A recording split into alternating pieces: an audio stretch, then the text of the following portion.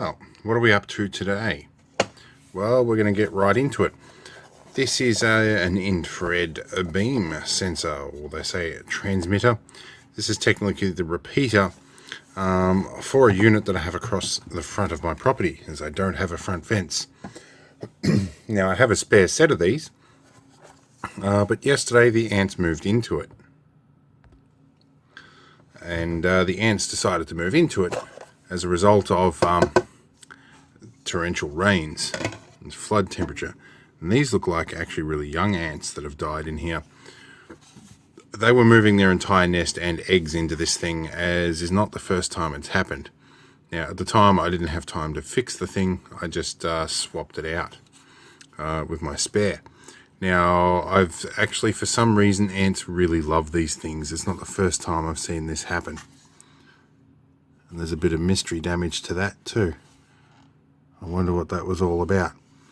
There have been a few attempts to tamper with this as well by some people. Now, I think I have a clip when I first found this. If I can find it, I'll stick it in right here. Well, this is just a quickie little update. My perimeter beam just started going off continuously. And I find out it's full of ants. They seem to love these infrared sensors for some reason. So I've got to clean them out. But we'll get there. So you can probably see that, yeah, it was quite full of live ants. And this is after I sprayed it with a 6-month surface spray.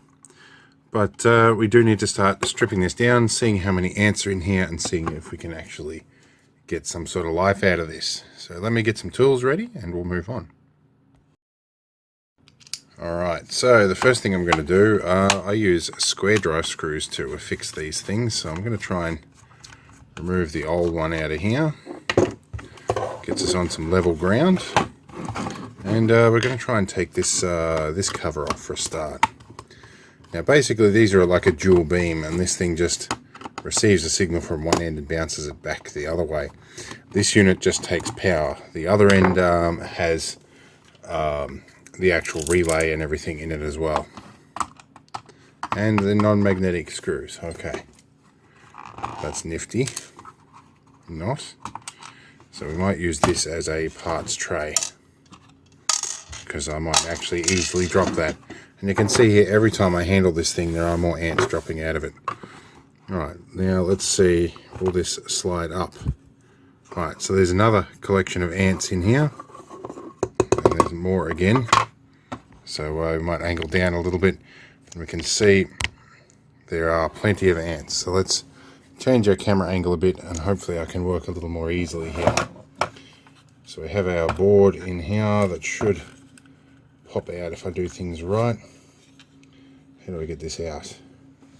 It's been a couple of years since I've had to actually do this. Oh, there's a button over there in it. It has a distinct ant smell. The last time I smelled smell this strong was doing an EAS transmitter site, and one of the main 50 watt transmitters was full of ants. Alright, we need to pop a little plug off here for a start. Where's my camera? Where's my field of view here? You can't see what I'm doing. There's this little plug in here we need to pull out. And I didn't obviously grab enough tools, so luckily I have tools right on hand, right beside my bench here. Okay, so that plug can come off there. This board, I'm pretty sure, should just slide out. There's not much holding it in there, unless there is another clamshell. What I might do, there's our tension adjust spring on this one for our angle, but I don't think I'll need to remove that. I would like to just remove that one screw that's under there, which I think I'm going to have to do with pliers. So get this one out. Anyway, we'll skip this tedious bit and we'll be back once I've got these sections separated. Right, so it turns out the little plastic retainers for the nut on that busted, so I just took the whole thing off the frame, which did allow me to free this board up somewhat, which I think with a pair of pliers and a strategically placed grip, I can probably pull the board out, which is fairly decidedly ant-free. I'm gonna keep sweeping up ants as I go, and you can probably skip through this video and determine where you're at by the size of the ant pile. So we might just scrape remaining ants off the back plate here and add them to the pile. These are likely the ones that have hatched from the larvae that they'd moved in here, because these are all quite a little bit smaller than the, I would say quite a little bit, they are just a little bit smaller than the adult ones that were in here. It could be also because they've dried and desiccated. Alright, let's see, here we go. A few more ants off that. They don't seem to have damaged the components, and there's not actually a whole lot to damage in here. I thought that was a busted chip, but that's just an ant. So the actual circuit board itself is good. I want to know what that chip is that they're using in these. It's a HEF4011BT. I will look that up later. Oh, we've got one ant. We've got a survivor. He's sort of moving around in here. That's interesting. Anyway, off to the pile you go. Stay in the pile, dude.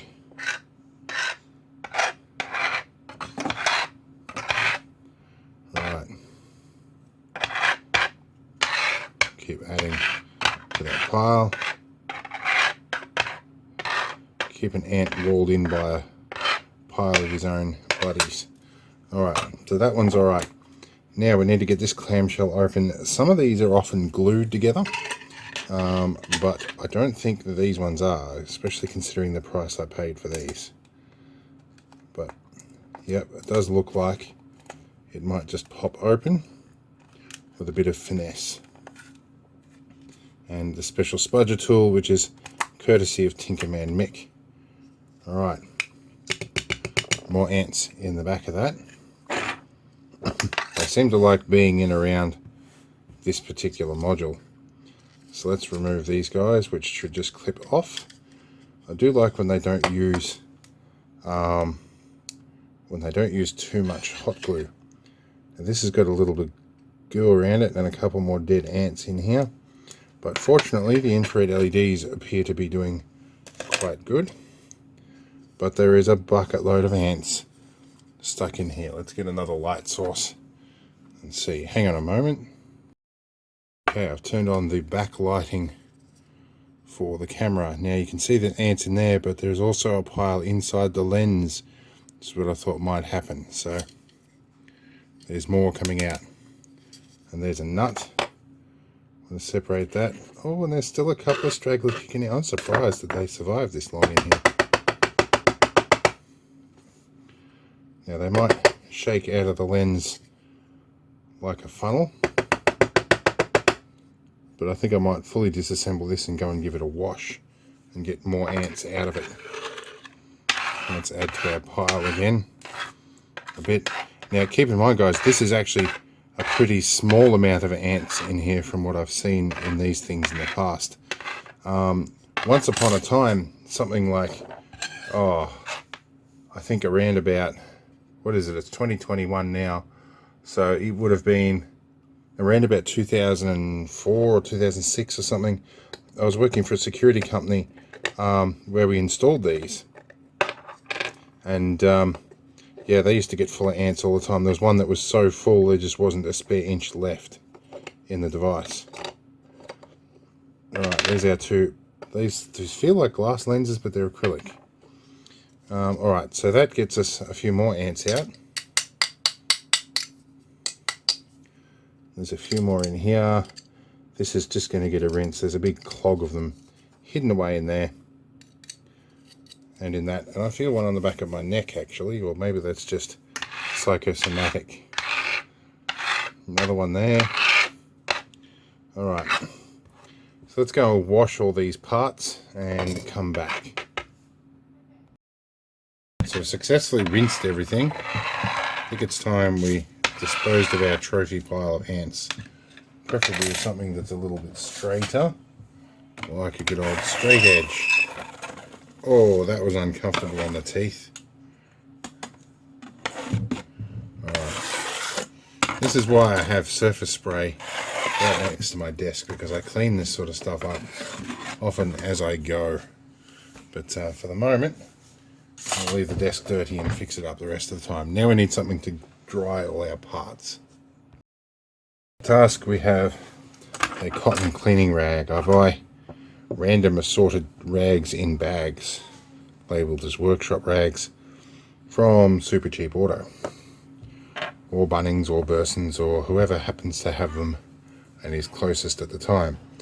These are our acrylic focusing lenses here. Well, I'll do that bit last.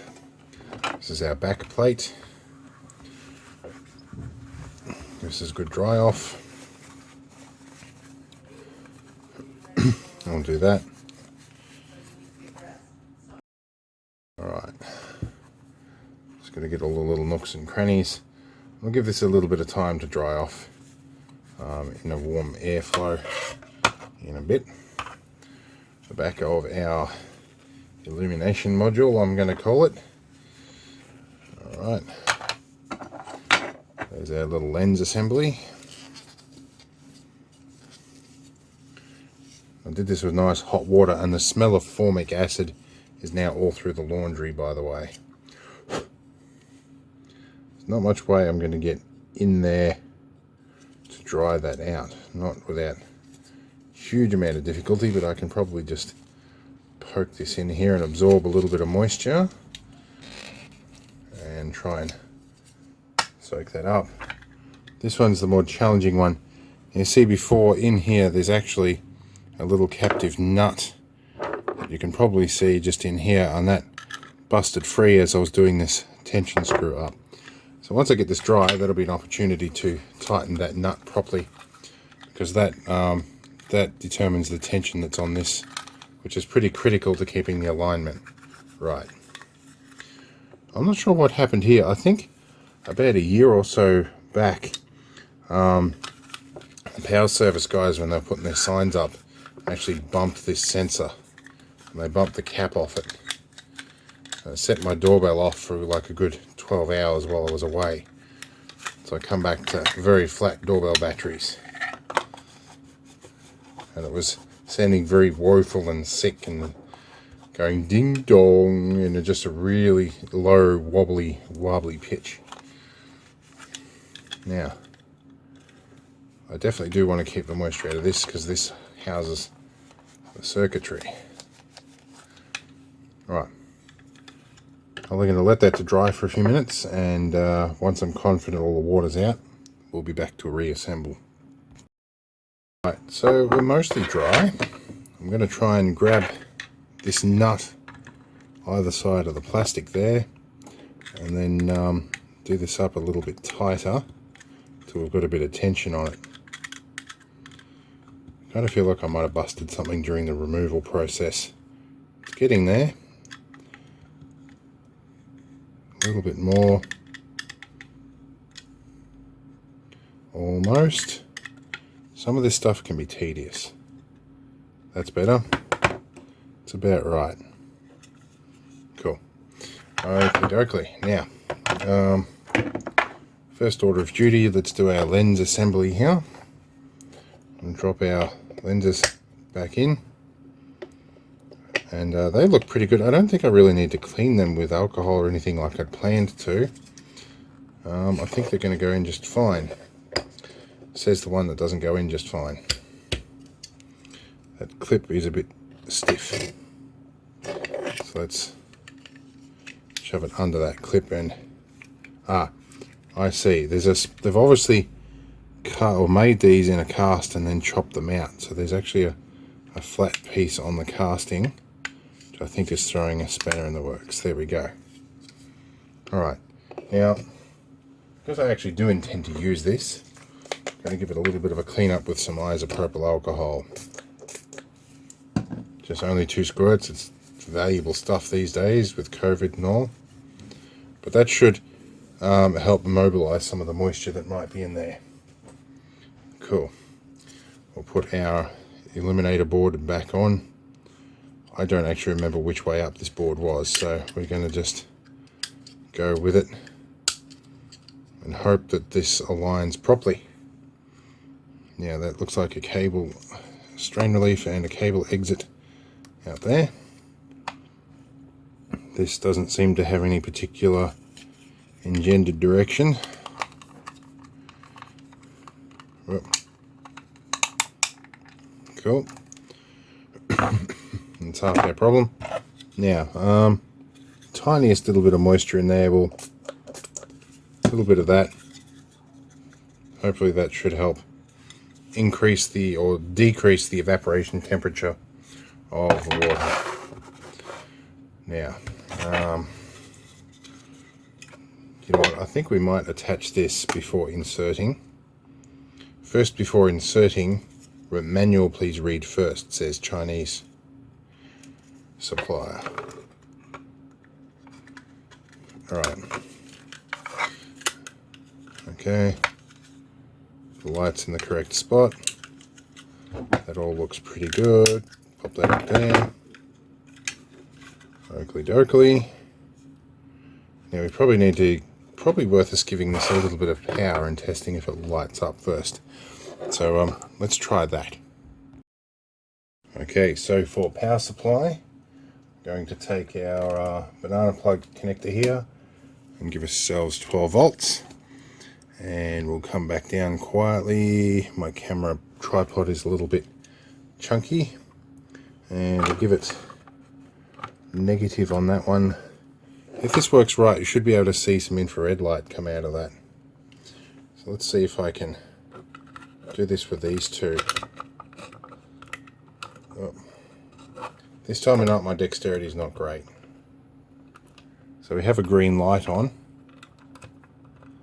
but can we see infrared light coming out of those guys? Let's turn our main light off and have a look.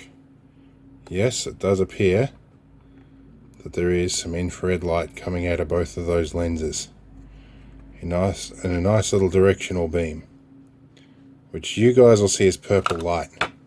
That's actually infrared. Alright, so I think it's still working. That's good. So let's continue. This next bit, we need to get this into its carrier, and we need the nut and bolt in the right side as well. So, where's our bunch of bits and pieces? Okay, so, yeah, we might actually attempt to do this way. We'll put it in the carrier first, and then we'll insert nut and bolt after the fact. And a brief little moment of deja vu in that I've probably done something very similar in the past and probably cocked it up. But here we go. This bolt goes in first. Spring goes in behind it. Then spring goes through hole up here. If we can manage that, I may need pliers to help locate it. I'll let that screw fall back a little bit. This is where having MS impacted dexterity does become a challenge. You wouldn't know it because I've been doing stuff like this for years and I've got a lot of muscle memory, but it still doesn't help when you can't feel things properly. Now it turns out the nut, however, unlike the screws, is actually magnetic, and so are my pliers. In that instance it didn't really help me. So I'm going to hold that in with a thumb, and then I'm going to put a screwdriver on this side and try and get the alignment screw in. If I've done this right, as we tighten this up, it should change our elevation nicely, which for my case should be fairly flat. Okay, and then for its position it's going to go about 90 degrees that way. Although we might do this just to keep it a little happier. That's our cable exit through here. And then we can reattach this to the back plate. It should go down, should slide into position. Should being the active word. And then we can lock it onto these two bits. Still not quite far enough in yet, but and then it just came out again.